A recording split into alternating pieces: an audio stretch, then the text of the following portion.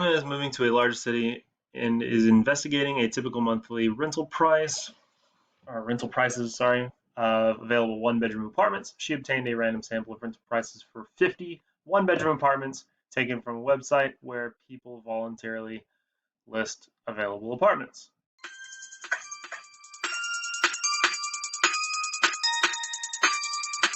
Describe the population for which it is appropriate for Emma to generalize the results from a sample. Well, so it is a random sample, so that's good. The catch is it's where people voluntarily list available apartments. So it's not necessarily the case that it's all apartments, that all 51 bedroom apartments in the city. It's because all of them are voluntarily uh, listed. If it was a random sample of apartments that someone else went and selected, then and put on the website, then that would be uh, something that you could extrapolate to the rest of the apartments. However, since it's voluntary, then you can only make a judgment about the stuff that's within that particular sample. So we basically just got to write that.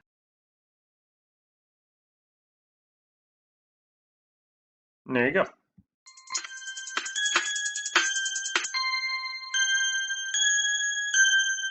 Emma wants to estimate the typical rental price of a one-bedroom apartment in the city. Based on the information shown, what disadvantage of using the mean rather than the median is as an estimate of the typical rental price?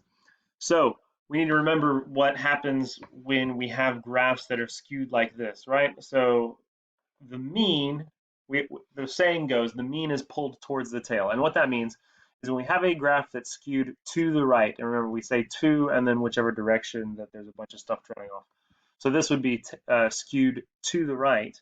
So the mean is going to be pulled towards the extreme value. So if we say the average rental price, well, because there's some very expensive apartments comparatively in our sample, then the average apartment price is going to be pulled way out here, even though it's not necessarily the case that most of the apartments would be around that price or half below, half above, right? An average is not necessarily the halfway point. Um, so a disadvantage is that the mean is going to overestimate, in this case, the rental price because it's going to make it look more expensive than it really is.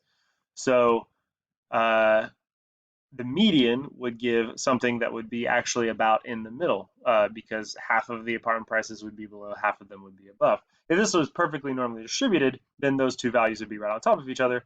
But since it's skewed, then the average is going to, or the mean rather, is going to be pulled towards the tail. It's going to be an overestimate. So we'll just say that. There you go.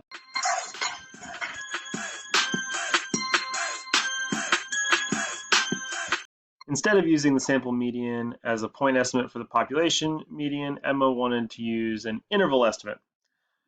However, computing an interval estimate requires knowing the sampling distribution of the sample median for samples of size 50. Emma has 1 point, her sample median, in that sampling distribution.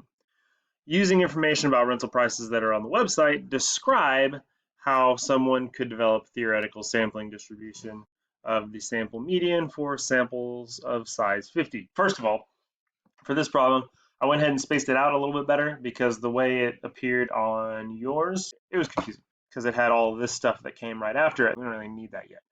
But so for this question, you need to ask yourself, okay, it's asking for how someone could develop a theoretical sampling distribution for the sample median. How do you come up with a sampling distribution for the sample median? Or how do you come up with any sampling distribution?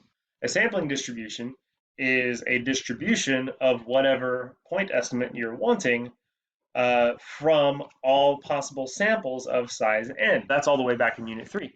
So what you have here is, okay, well, she has a sample size of 50.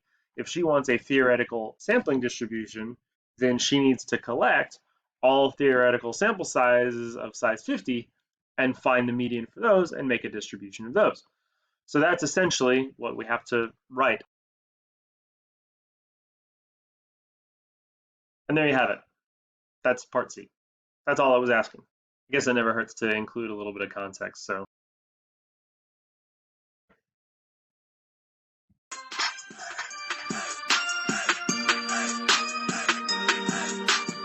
all right. So in this scenario, Emma didn't want to come up with every single possible combination of all of 50 apartments, so she used a program to do it for her, and they're calling it bootstrapping.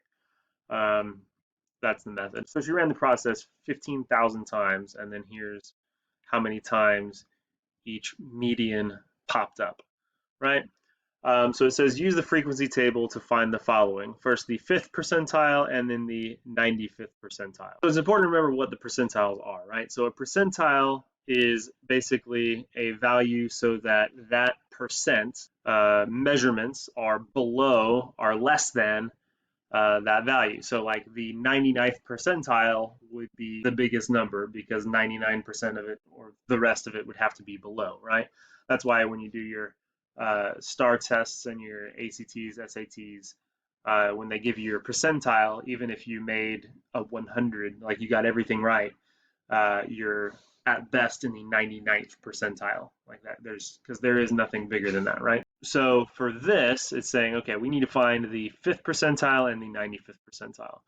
So what we need to do is find the value so that 5% of the medians and 95% of the medians are below whatever median value we calculate. So this is pretty easy. First, all we got to do is say, okay, well, the 5th percentile is going to be, or 5% would be 0.05 times 15,000, which would be 750.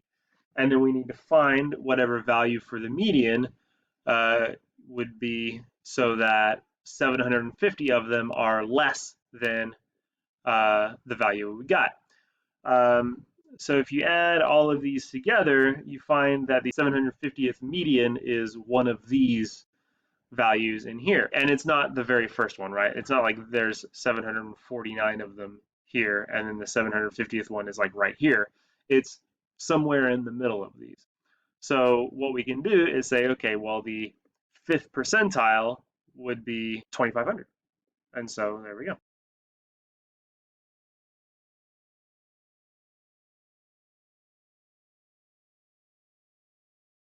And there you have it. And when you do this again for the 95th percentile, you find that that would be somewhere in here. So the 95th percentile would be 2,950. You don't really have to have all the stuff that I explained in the first one. I just wanted you to fully understand what exactly was going on.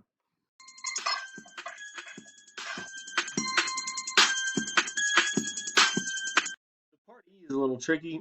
You'd think it would be a lot easier than it actually is because it says we'll find the percentage. Well, 5% are less than this number and 95% are less than this number, so the percentage would have to be 90%, right?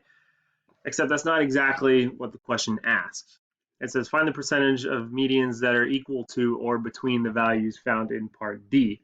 Now we see in the table that there's a whole bunch that are equal to the 5th percentile. There's a whole bunch that are equal to the 95th percentile. So really, what we're doing, we're counting all of these in here, all of them here, all of them all in here, and then all of them all in here. So we're excluding from here up, and we're excluding from here down. So there's 15,000 in here. If you add up all of these values here, so this one, this one, this one, all the way until you get to 700, you get 14,404. So what we have to do then is go to our calculator and figure out what percentage 14,404 is out of 15,000. So that's not too hard.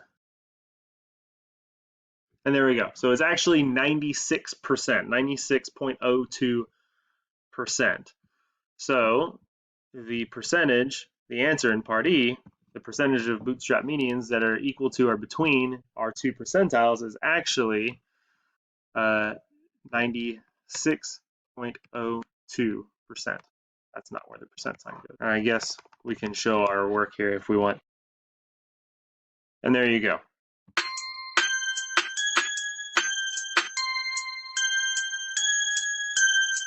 Part F sounds like it's going to be hard, but it's not. It says use your values from part D and E to construct and interpret a confidence interval for the median rental price. So, well, we have two values, right?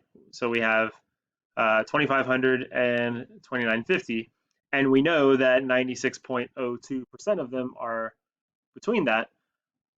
That's a confidence interval. It's a confidence interval using a percentage that we don't normally do, but we still have a confidence interval. So all we have to do is type out specifically 96.02% of all of the median apartment prices for one bedroom apartments on this website are between $2,500 and $2,950. So we basically just write that. That's it. That's it. You win. Great job.